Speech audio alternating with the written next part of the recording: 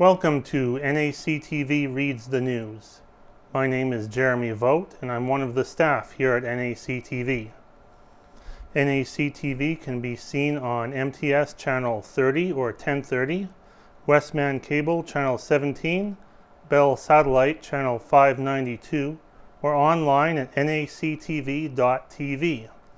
These programs are made possible by our volunteers, staff, advertisers, as well as donations made by you, the viewers. If you are enjoying your NACTV experience, please consider supporting us by either donation or volunteering. You can contact our office at 204-476-2639 or at nactv@wcgwave.ca. And today I'll be reading the Neepawa Banner and Press for Friday, June 9th, 2023. And on the front page, Little Ballers seeks home court in Neepawa. Winnipeg-based sport and early education sets local debut for August. A unique program mixing sport and early childhood education is looking to expand into Neepawa. Dubbed Little Ballers, this program centers around basketball and follows a curriculum written by owner and coach Chad Solaire and his wife Kim. It leads kids through the variety of movements associated with the sport and educates them on items such as literacy, numeracy, and color identification. The program got its start in Winnipeg in 2022 and covers the age ranges of 10.5 months to 8 years. Currently it has 2 locations and 31 staff. To date, approximately 500 kids have been put through the program. I was originally an engineer and I was feeling like it wasn't my forte. That if I had to do this for the rest of my life, I'd probably go nuts, Chad Solaire confided. When I got introduced into the world of coaching, it really brightened up my life and my perspective because I'd found something I could really see myself doing. Solaire himself has been involved as an athlete and coach for over 30 years.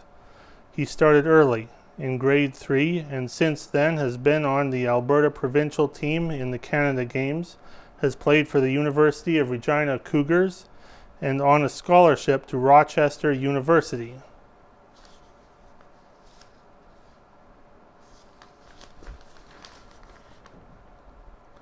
While Solaire was at Rochester, he and his team took home second in the National Small Conference Athletic Association Championships.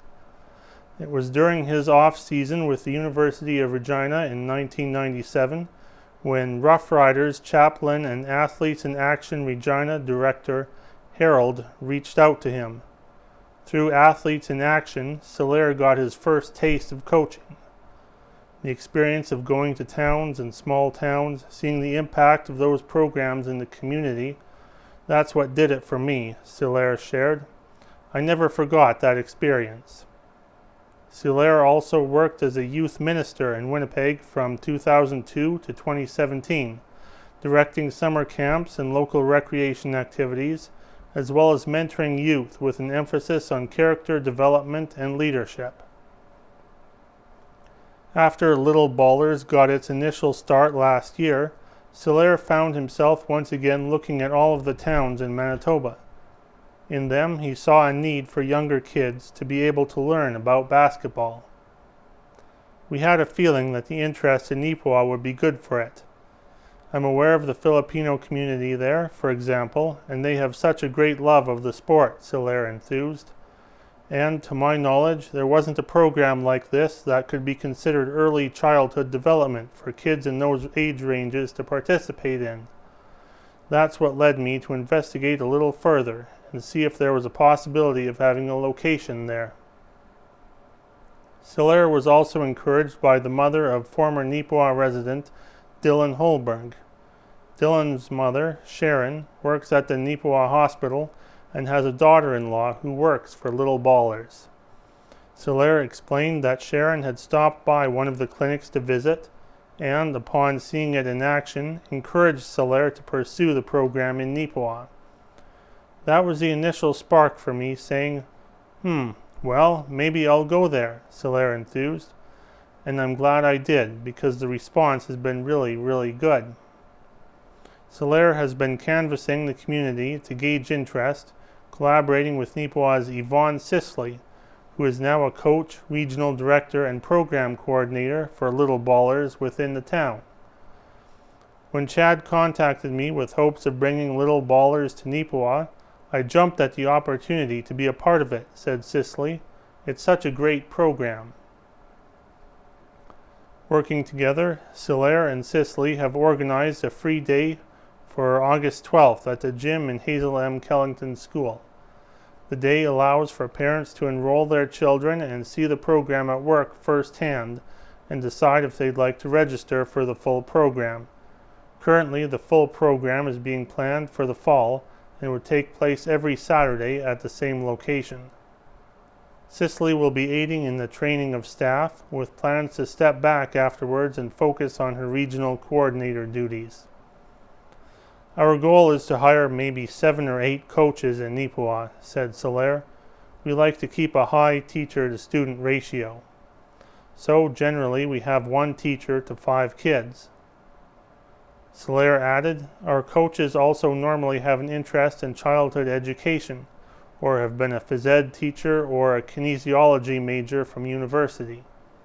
So they've got a quality of coaching that is very good. We really stress the importance of encouragement, too. In the near future, Solaire also hopes to start up a location within Brandon. Anyone interested in enrolling a child, learning more about the program, or to apply and become part of the coaching staff can do so via www.littleballersbasketball.com.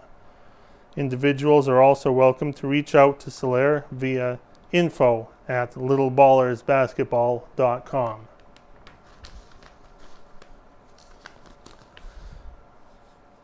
And back on the front page, we have a photo accompanying the article. Yvonne Sisley, brand new regional director and program coordinator for Little Ballers in Neepawa, poses with owner and coach Chad Solaire of Winnipeg. Solaire is an experienced athlete and coach and hopes Little Ballers will take up roots here.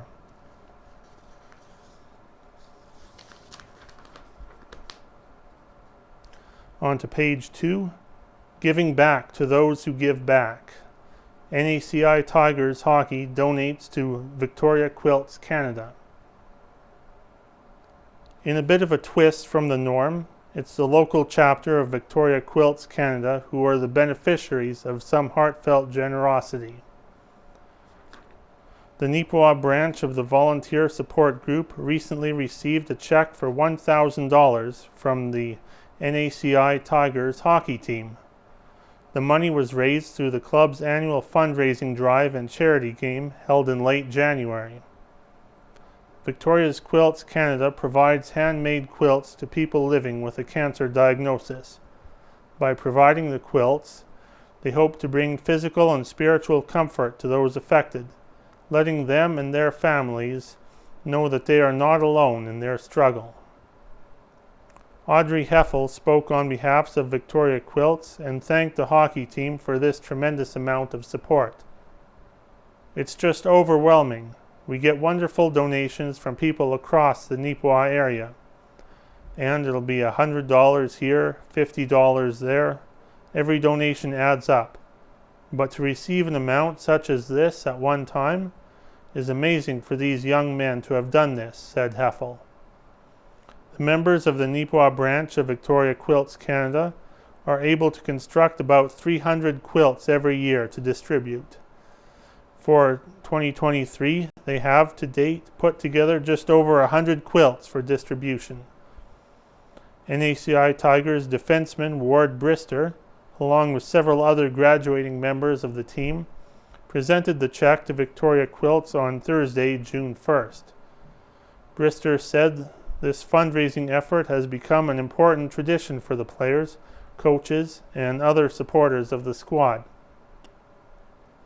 It means a lot for the team to be able to take part in a fundraising effort like this that does everything it can to support local groups like Victoria's Quilts that do so much for the community. Some of the players even have family members affected by that, stated Brister.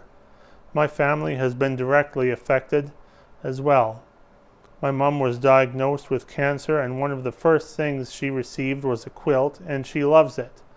These types of gestures matter, and we're proud to help groups like Victoria Quilts in any way we can. Each year, the Neepawa Tigers and their supporters raise funds for local programs through a progressive 50-50, a puck toss, a 50-50 held at the game, and the players making and selling candy bags for several weeks prior to the game.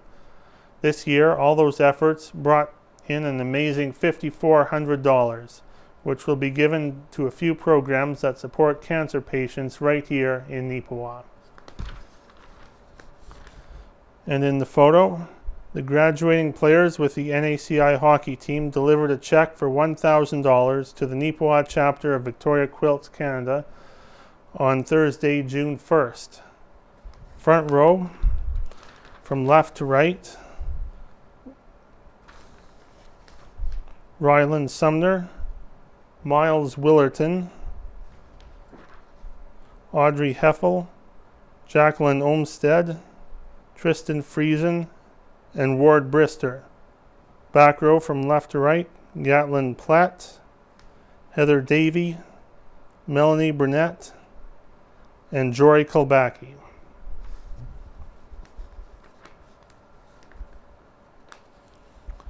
And the 26th annual Little Valley Jamboree will be happening on June 17th and 18th up in Erickson. And this is a music festival with the proceeds going to support local kids who have special medical needs. That happens every June up in Erickson. And this year the recipients are Caleb Bootsman, Jackson Amiot Bowles, and Roran Unrau.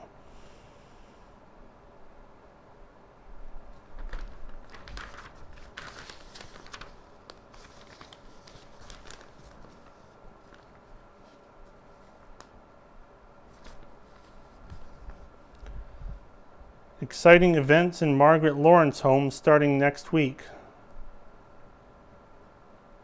This is a submitted article from the Margaret Lawrence home. The Margaret Lawrence home is now officially open for the summer season. We have already had many visitors from Neepawa as well as around Manitoba, even as far away as Quebec, Ontario, Saskatchewan, and British Columbia. We have a busy summer planned with our annual used book sale, our second annual Manawanka Garden Party in July, and a craft sale in the fall. If you haven't visited the Margaret Lawrence home in a while, we invite you to check out our new Somaliland display.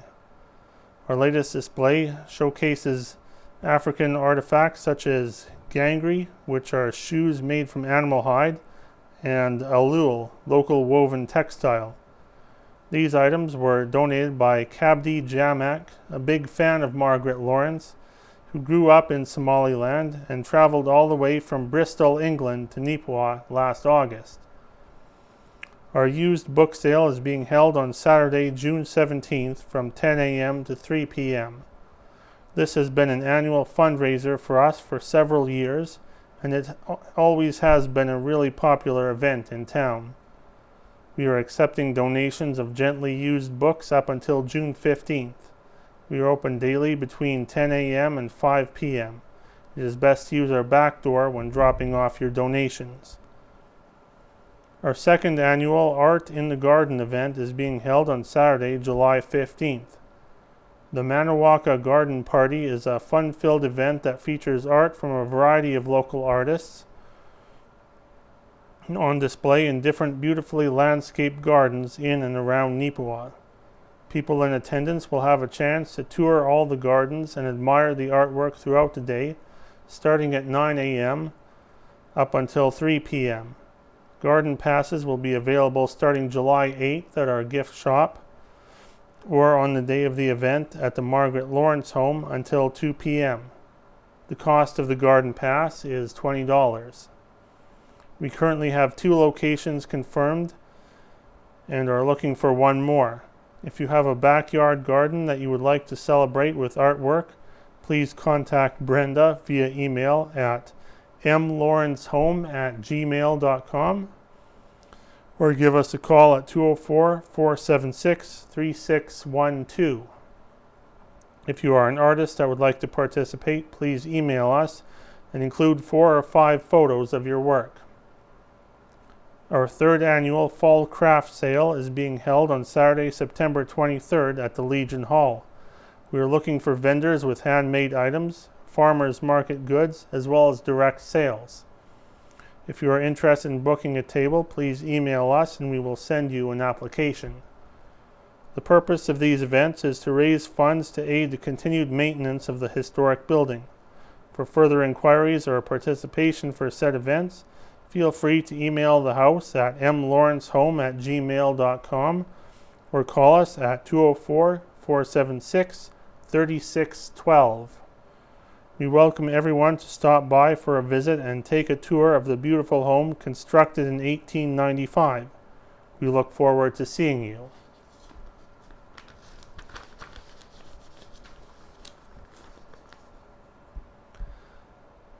And this week, out of Helen's Kitchen is entitled Forecasting the Weather. Meteorologists forecast the weather by compiling measurable data about the current state of the atmosphere conditions from around the world using such things as Earth-orbiting satellites and pulse Doppler radar. Long before we had meteorologists, we had weather lore that were based on observation and often told in rhymes. Evening red and morning gray will set the traveler on his way, but evening gray and morning red will bring down rain upon his head. Other rhymes predicting the weather: when windows won't open and the salt clogs the shaker, the weather will flavor the umbrella maker. Halos around the sun or moon are caused by moisture in the air and generally mean rain or snow in the next day or two. That is how the rhyme came to be. Circle round the moon, rain or snow soon. Smoke from a fire that does not rise indicates a low pressure front moving in, usually meaning wet weather. So, when smoke descends, good weather ends. Humans have observed animal activities to predict weather for a long time. Animals are highly attuned to their surroundings and changes in air pressure affect them. These behavior changes can be a signal to the coming changes in the weather. Birds become quiet before a storm. The singing stops and they tend to gather together and roost in the trees. When spiders sense higher humidity, they are apt to stay put as high humidity causes their webs to absorb moisture and break. This leads to the rhyme, if spiders are spinning their webs, look for dry weather ahead.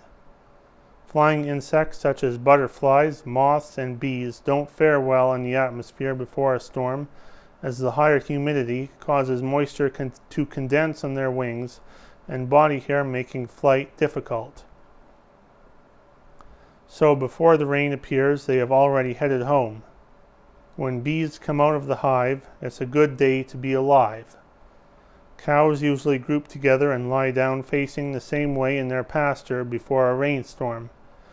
As well, you will see them scratching their ears as the hairs in their ears respond to changes in the atmospheric pressure, making their ears itchy. Perhaps surprisingly, most of this folk wisdom is really quite accurate and has a lot of science behind it. Weather clues are all around us. When I predict the weather, 50% of the time I'm right all the time. Whatever the weather may be, we still have to make meals. This asparagus salad is good for you and plain just good. To make it a complete meal, add some cooked ham or chicken. Enjoy. And this week's recipe is for asparagus and pasta salad.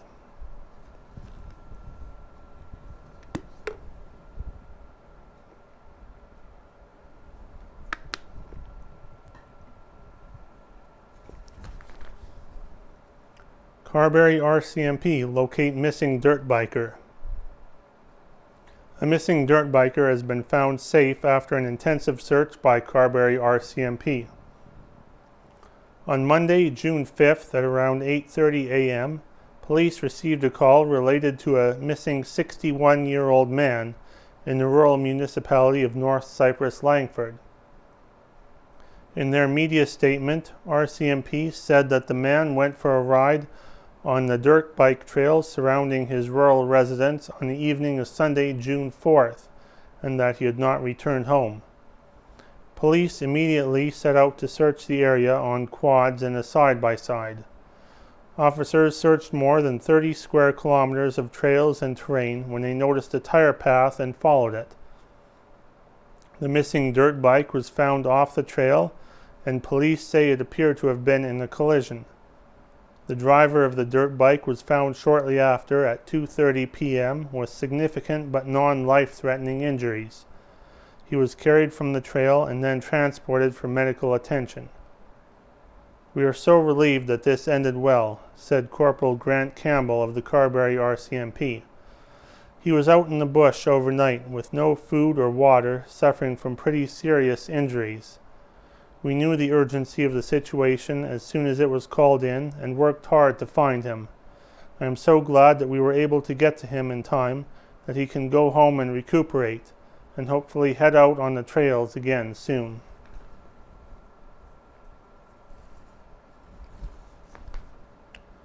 Neepawa High Life serves up food on wheels. Top photo, representatives from High Life, along with Fresh Mart owner Manoj Zalavadia, collaborated on a community barbecue on Friday, June 2nd in Neepawa. Bottom left, one of the eager families that showed up to order some freshly cooked food at the High Life food truck. Bottom right, order up. A High Life staff member passes a completed order through the window. And right, one of High Life's skilled grillers keeps a careful eye on the food as it cooks.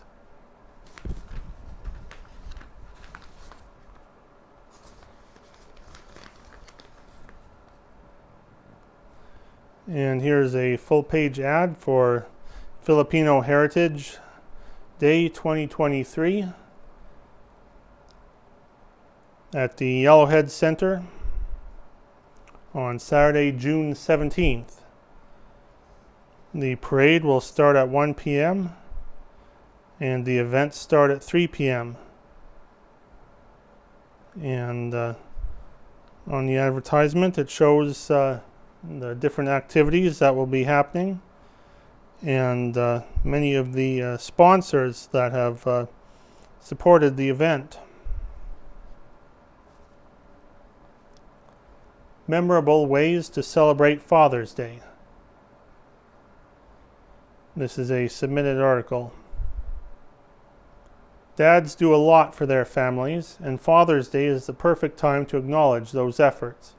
The days when dads would receive a colorful necktie for Father's Day are largely, and for fathers thankfully, a relic of the past. Modern Father's Day celebrations tend to involve more careful planning, and the following are some ways to make this year's day for dads one to remember. Take dad on a tour through his own history.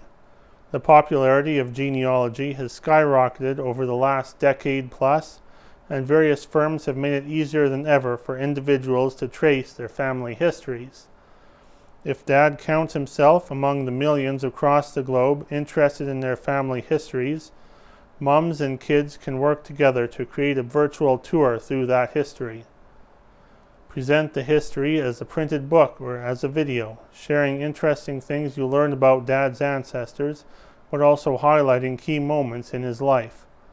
This presentation can be accompanied by a subscription to a genealogy service and a tour of some of Dad's childhood haunts before the family enjoys brunch or dinner in the neighborhood where Dad grew up. Take to the great outdoors. Father's Day is celebrated in mid-June, making the day a perfect time to enjoy the great outdoors, weather permitting. Plan a day around Dad's favorite outdoor activity. If Dad is an avid fisherman, book a family outing on a charter boat so that Dad can focus on catching fish and not navigating. If Dad loves being in natural settings, camp out the night before Father's Day so he can wake up to the sound of birds chirping in the crisp morning air. If Dad has a favorite baseball team, take him out to the ball game so he can soak up some Father's Day sun. Appeal to Dad's inner adventurer. Some dads may just want to relax on Father's Day, while others may prefer a more adventurous celebration. If Dad falls into the latter group, book a fun and adventurous activity the whole family can enjoy together. A kayaking trip, a skydiving session, a round of paintball, or even tickets to a rock concert on Father's Day weekend can connect Dad with his inner adventurer. There's no shortage of ways for families to make this Father's Day one Dad won't soon forget.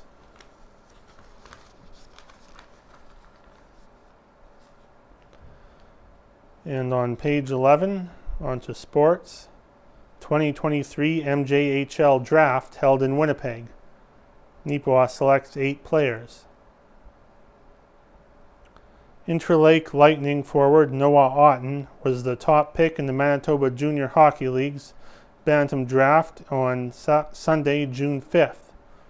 The 15-year-old St. Laurent product was selected first overall by the Winnipeg Freeze. As for the Neepawa Titans, they had the 4th pick in the first round and chose 16-year-old Jack Clark of the Southwest Cougars. Clark had 18 points, 9 goals and 9 assists for Southwest in 39 games last year. To go along with the selection of Clark, 7 other players were chosen by the Titans on Sunday.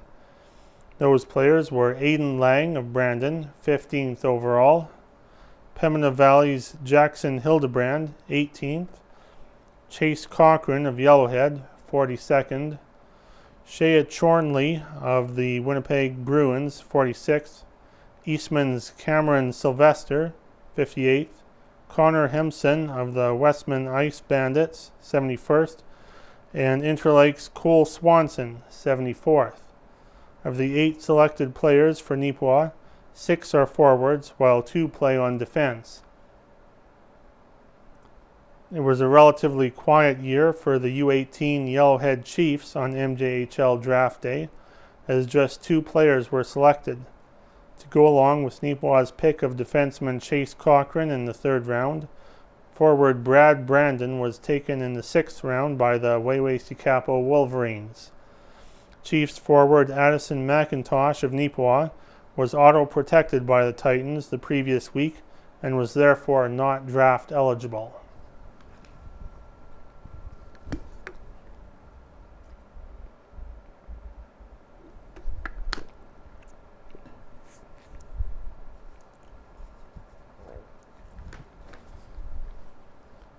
Carberry wins big in Neepawa. Late game grand slam seals the win for the Royals.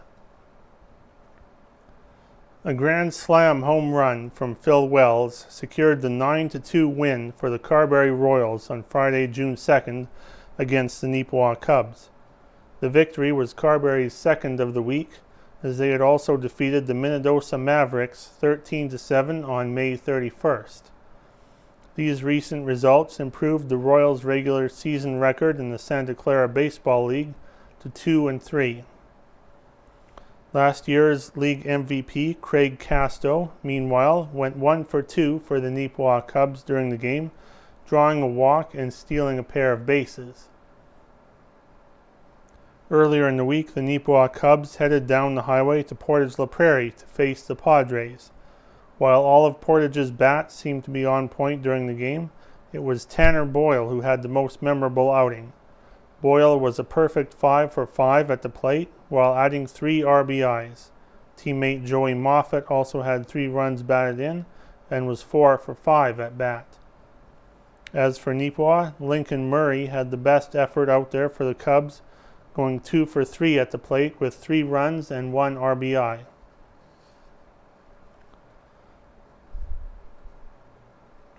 And you can see the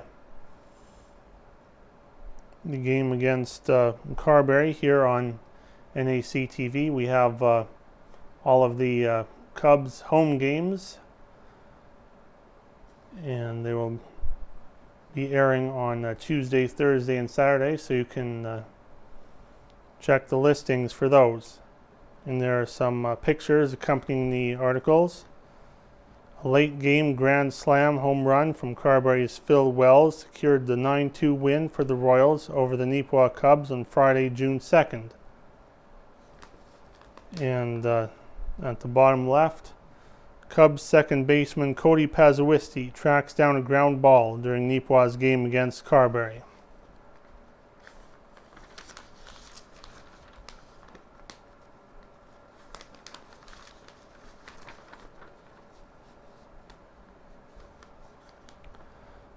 On to page 15.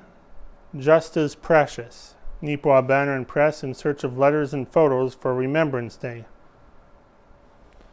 Pictures are worth 1,000 words, but those words are just as precious. That's why this year the Neepawa Banner and Press would like to build this year's Remembrance Day section on the theme Letters to Home. However, the assistance of those in our coverage area is needed.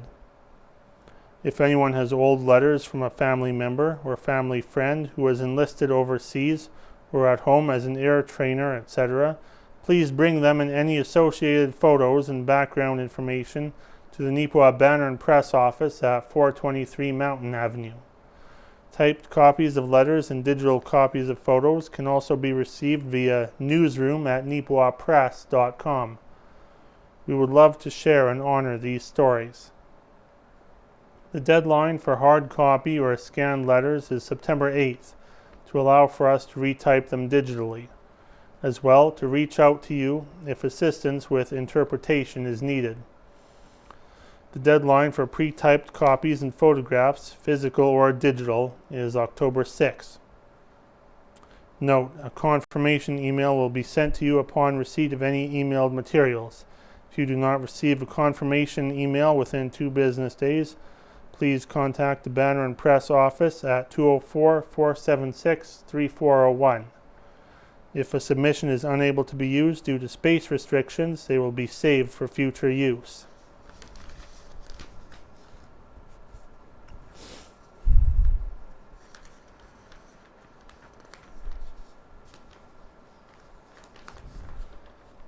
And on page 3, we have the Looking Back section.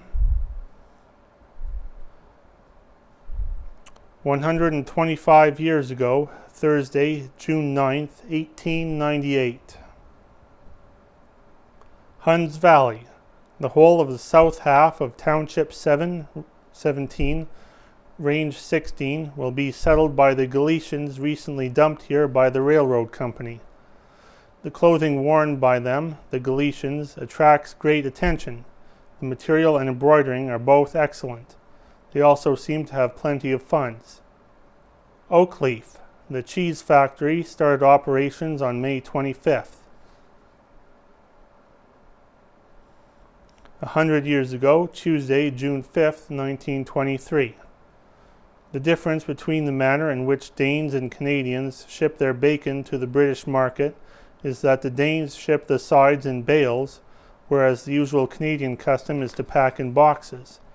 Some of the Canadian packing houses, however, have adopted the bale method and are finding it satisfactory.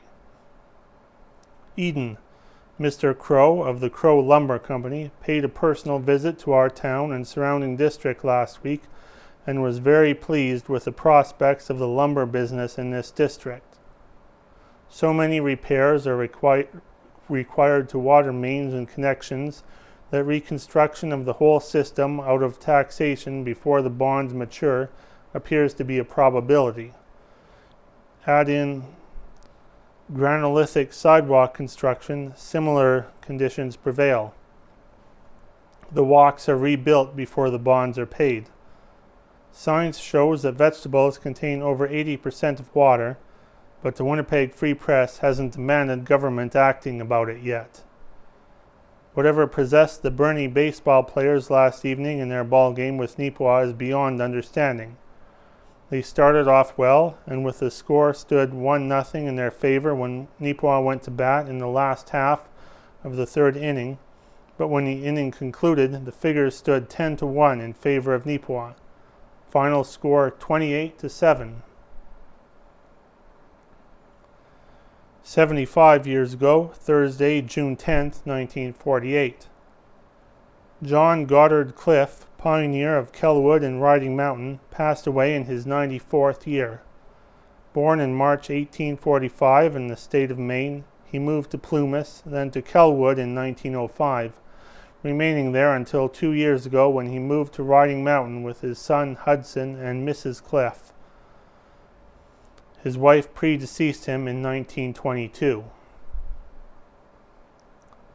50 years ago, Thursday, June 14, 1973. A versatile and functional hospital was officially opened in Neepawa on Saturday, June 9th, with a large group of interested citizens and civic officials in attendance. The completion of the renovation, which amounted to almost a new building, and the fact that medical services of the hospital were carried on during the whole time, is a tribute to all those involved in the program.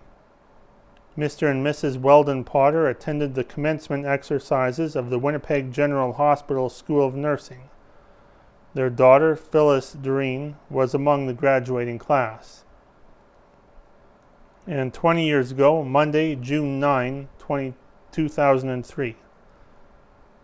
Just less than 900 burgers chowed down on burgers last Sunday when the Neepawa Area Development Corporation hosted a beef barbecue in support of Manitoba's cattle producers.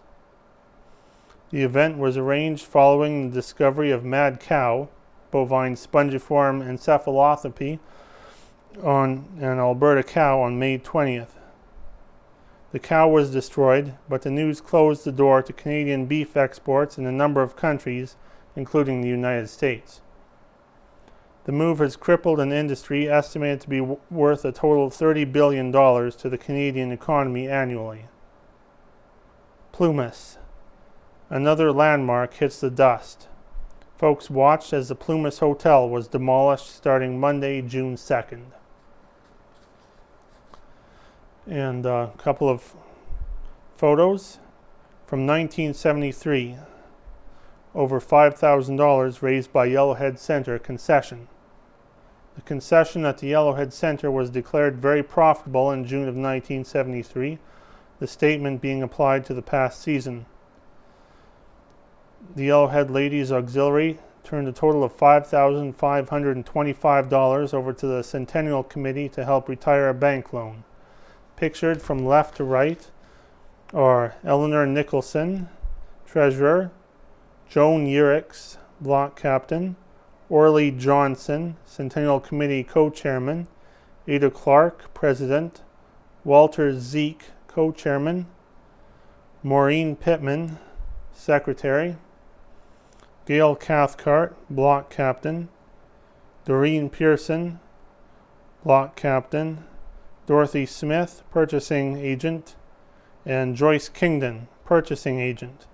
Auxiliary officers missing from the photo were Brenda Hodges, Purchasing Agent, and Darlene Gillis, Block Captain. And we also have an old advertisement. Datsun saves more gas than any other 1973 car. This is part of an ad featuring Datsun gas, which was placed in a paper by Glenn's Neepawa Motors Limited in the June 14th, 1973 edition of the press.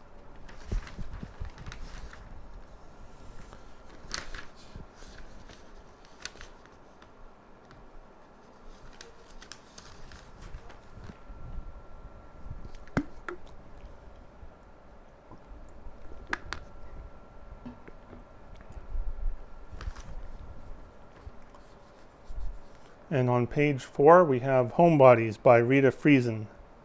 entitled Barefoot. There is nothing in the world like walking without shoes. Out of doors with nature will chase away your blues. From Walking Barefoot in Red Dirt, composed by Marilyn Lott. Walking barefoot is one of my favorite summer things to do. That goes way back in my memory to running barefoot everywhere. As a farm kid, there certainly were hazards that added to the thrill of the sport. I recall bringing in the cows from the back pasture, watching for and avoiding as much as possible the fresh paddies that dotted the path. Rounding up the sheep involved running through scrub bushes, ducking and dodging and leaping over deadfall. Often this sport occurred after dusk, bringing them in for sorting and shipping, or penning them up overnight before shearing. Truthfully, running in the dark along familiar paths was routine. With the help of a semi-trained farm dog, we prevented any errant ewes from missing the homecoming. Walking the trails habitually imprinted one to know exactly where a root protruded above the soil, and exactly where the track deepened or widened. Perhaps it is because I was young and lithe that these excursions provided enjoyment and entertainment, or perhaps my daily life was dull enough that the thrill of the chase won the moment. Digging my toes into the fresh-tilled earth, walking along the shore of a still body of water, paddling in a gentle creek are all great memories. Any farm kid knows the hazard of stubble. Canola fields aren't fun, but mown patches of a ragweed are deadly. One could puncture a foot as easily as not if one landed directly on a shorn stalk. I know.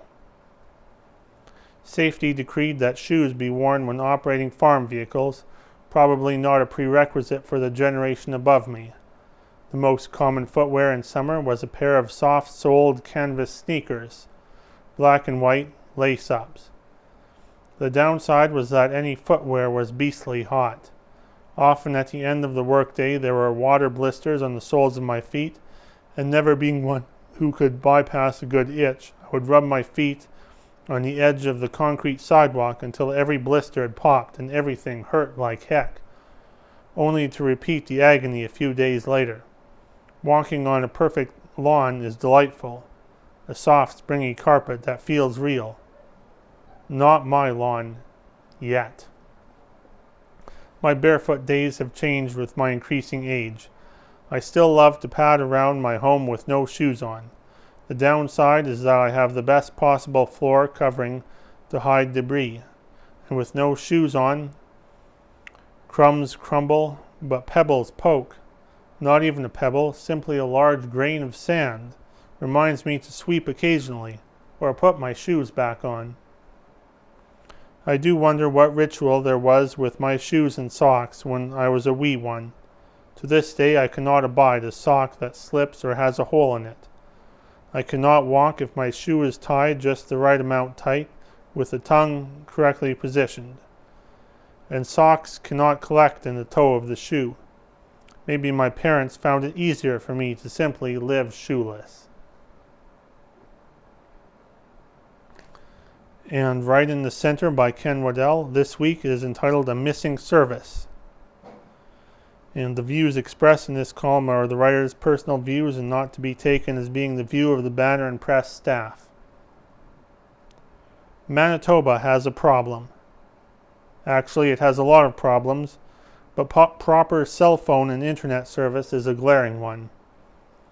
Many years ago, as in about 150 years ago, Manitoba, as it is today, was a land of opportunity. Farming was starting to take hold, the fur trade was still a major thing, and people with vision said, "Look at all that space, all that land." Roads weren't really roads, but ill-kept trails along the riverbanks.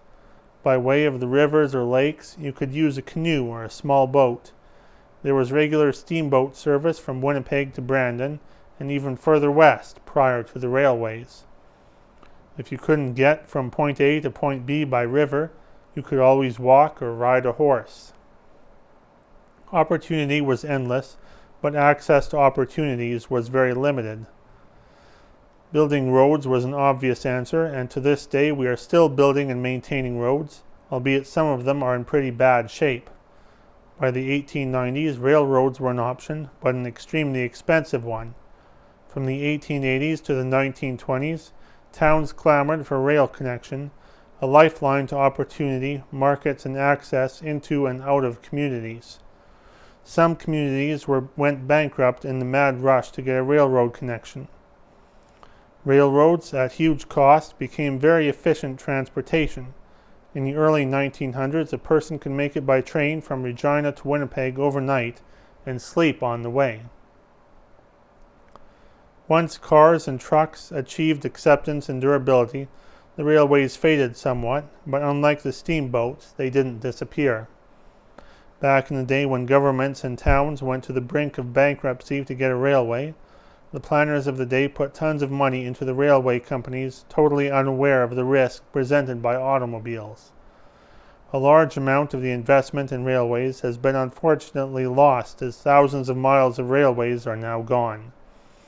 The planners can't be blamed for not foreseeing cars, as they weren't even a thing when the railway boom was underway. So today we have many miles of rough roads and still many miles of railways. What we are missing is internet connections and cell phone service. While cell service is okay, it is very expensive compared to other countries and very spotty. Cell calls frequently drop between towns. That's unacceptable in terms of service and safety. There have been endless initiatives to get cell service and internet services to everyone. They have continued to fail. Even the latest and greatest new services are fraught with stories of non-service, high rates, and poor maintenance. Government money has been poured into these initiatives for 25 years or more, and there's still no end in sight. There is huge pressure for a solution, one that gives everyone equal, fast, secure, and complete access to cell and high-speed internet service everywhere. I don't have the answer, but hopefully we don't make the same mistake as we did with railways, that is, overbuild and then abandon. And just like railways were ambushed, so to speak, by cars, trucks, and highways, is there a new technology out there awaiting us that will make current cell phone and internet connections obsolete? If readers have that answer, I would be pleased to hear from them.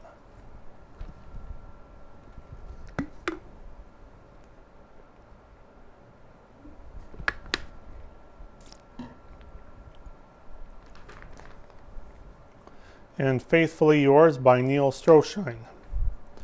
Dreams Worth Working and Praying For, Part 1. In 1963, American civil rights activist Martin Luther King stood atop the steps of the Lincoln Memorial in Washington, D.C. A crowd estimated at 250,000 people had come to Washington for a march for jobs and freedom.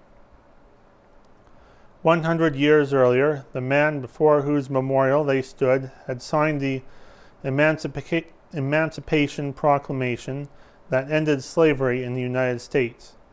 Now, people had come to Washington to President Kennedy to propose strong federal legislation that guaranteed civil and economic rights for African Americans, which he subsequently did. King was the last person to speak at this rally. He spoke for 16 minutes. You can read a printed copy of his speech in less than 10. Using carefully crafted sentences, King outlined his vision of an America in which people of all races, colors, and creeds could live in a land of liberty and justice for all. That wasn't the case in 1963. King's ideas weren't popular in many segments of American society, but they were part of his dream. Hence the title of his talk was, I Have a Dream.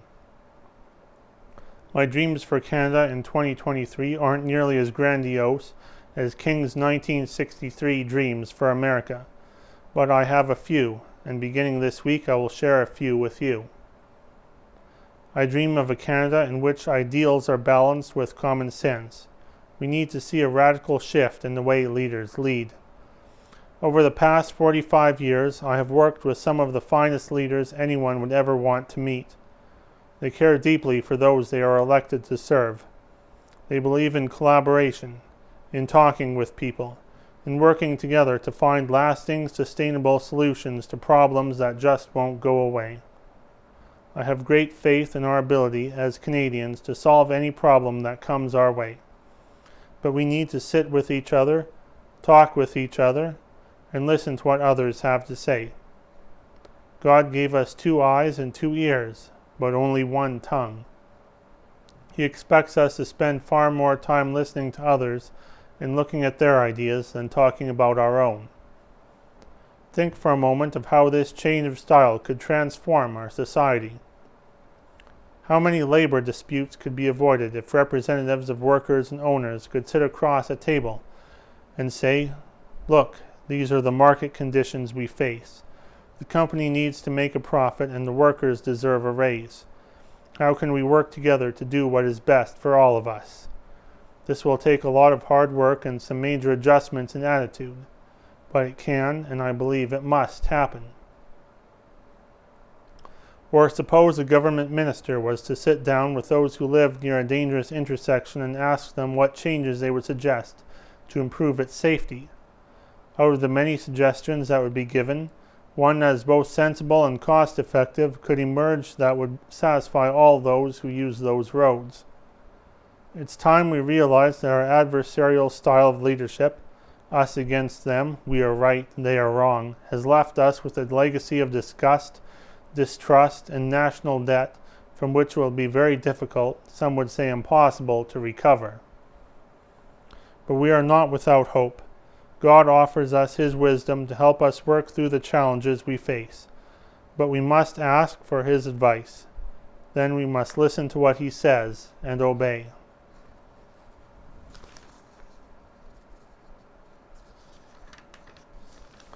And our last item from this paper is a photograph entitled "The Boys of Summer." The Carberry U9 boys baseball team may not have known for certain who won, but it was 3 cheers for the visiting Glenborough team at the end of their game on Thursday, May 31st. The 3-run homer by Caden Chandler at the end of the game had them as excited as any pennant winner.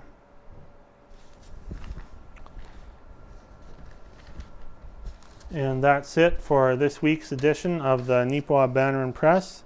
A bit of a shorter paper this week, but still a lot of good information inside. So that's it for this week, and we'll see you again next week here on NACTV Reads the News.